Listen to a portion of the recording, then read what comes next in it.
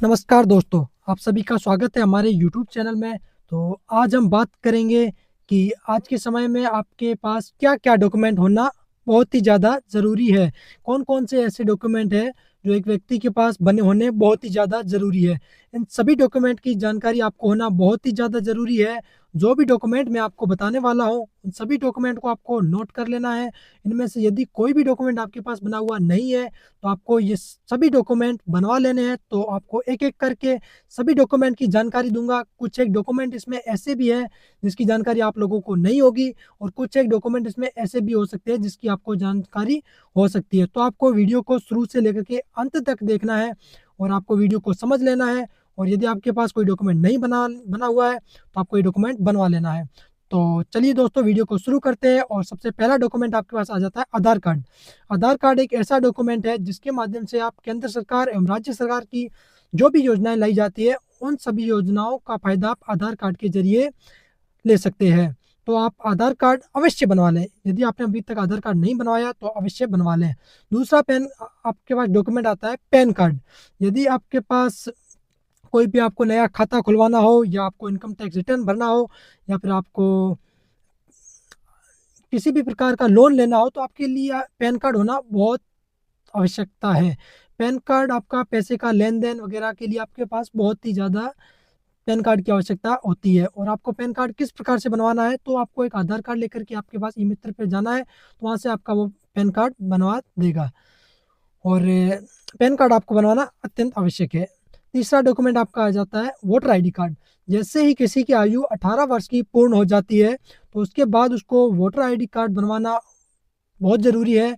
और voter ID list में आपका नाम जुड़ेगा तो आप मतदान कर सकते हैं, अन्यथा आप मतदान नहीं कर सकते।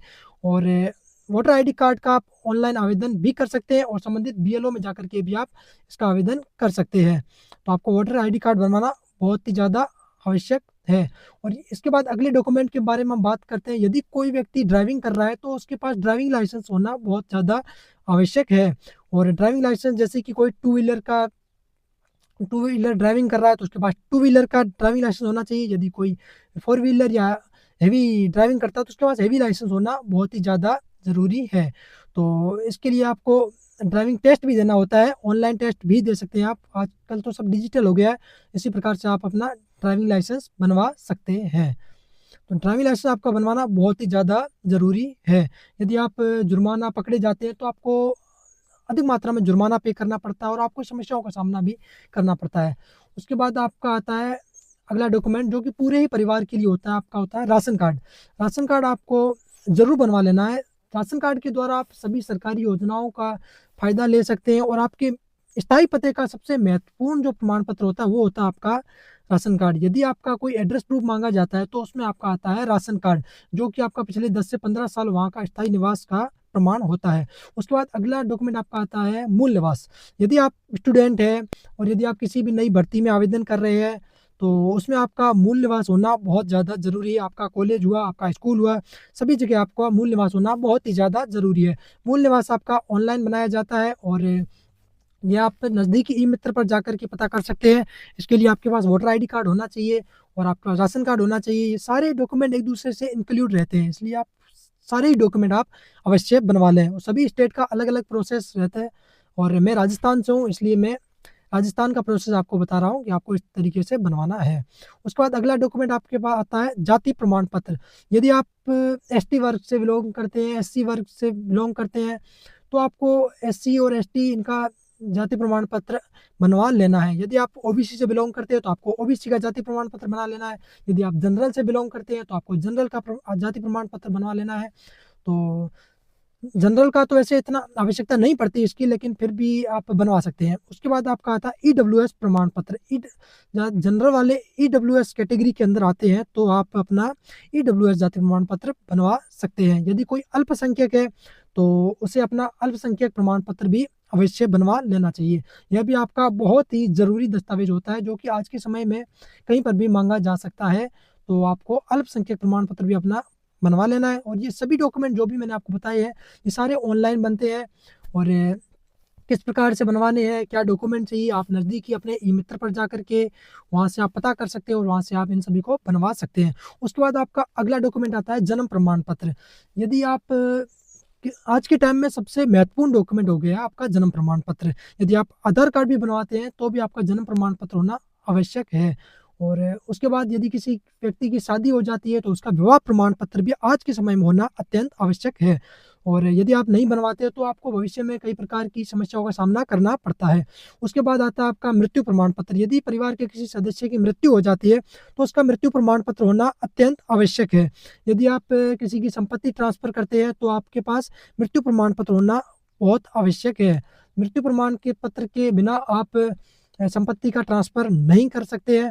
तो आप अपने नज़दीकी सेवा केंद्र पर जाकर के पता कर सकते हैं इसके लिए क्या-क्या डॉक्यूमेंट है और आप इसको अवश्य बनवा लें।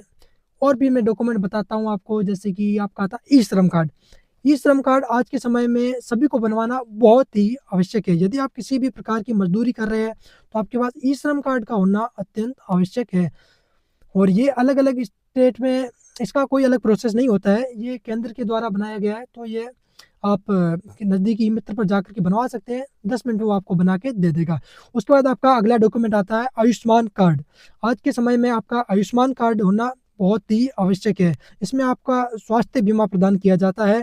किसी भी प्रकार का स्वास्थ्य आपसे या आपके परिवार से संबंधित आपको इसकी आवश्यकता पड़ सकती है, जिसके द्वारा आप स्वास्थ्य से संबंधित योजनाओं का फ़ायदा बहुत ही आसानी पूर्वक ले सकते हैं। और आप आयुष्मान कार्ड का जो आवेदन होता है वो ऑनलाइन रहता है, तो इसका आप ऑनलाइन आवेदन करवा के और आप डाउनलोड भी कर सकते हैं। और आयुष्मान कार्ड आपको बनवाना बहुत ही ज़्यादा ज़रूरी है। यह आपके इमरजेंसी समय में आपके लिए बहुत ही फ़ायदेमंद होगा। और आयुष्मान कार्ड के अंदर से आपके परिवार का कोई भी सदस्य बीमार होता है तो उसका खर्चा जो है आयुष्मान कार्ड के द्वारा आपको बहुत ही सहायता प्रदान होती है। उसके बाद एक नया डॉक्यूमेंट अभी इंक्लूड हुआ है आभा कार्ड। आभा कार्ड अभी हमारी केंद्र सरकार एक नया डॉक्यूमेंट लेकर के आई है।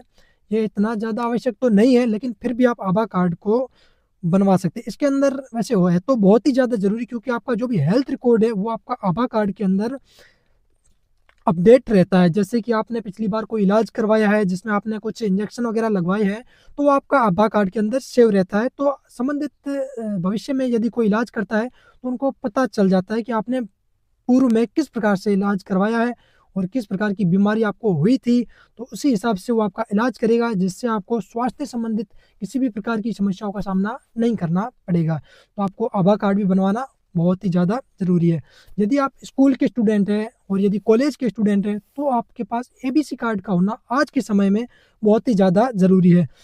एबीसी कार्ड में क्या होता है कि आपका जो भी स्कूल का रिकॉर्ड है वो आपका एबीसी कार्ड के अंदर सेव रहता है। तो आप स्कूल के हैं तो आप स्कूल से बनवा लें, यदि आप कॉलेज में हैं तो आप ऑनलाइन बनवा सकते हैं। और तो आपको एबीसी कार्ड बनवाना आज के टाइम में बहुत ही ज़्यादा ज़रूरी है। कॉलेज वाले भी अवश्य बनवाएं इसको, क्योंकि कॉलेज में आप सभी को पता ही होगा, जो कॉलेज में पढ़ रहे हैं उनको एबीसी कार्ड आज के समय में मांगा जाता है। आप नज़दीकी ई मित्र पर जाकर के अपना एबीसी कार्ड बनवा सकते हैं। और आप स्वयं के द्वारा भी इसको बना सकते हैं यदि आपको नॉलेज हो तो।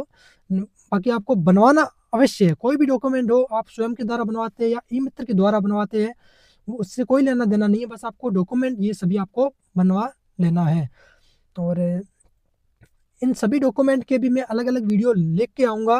पहले मैं आपको सभी साथ में बताना चाहता था। उसके बाद आपका अगला डॉक्यूमेंट आता है श्रमिक कार्ड।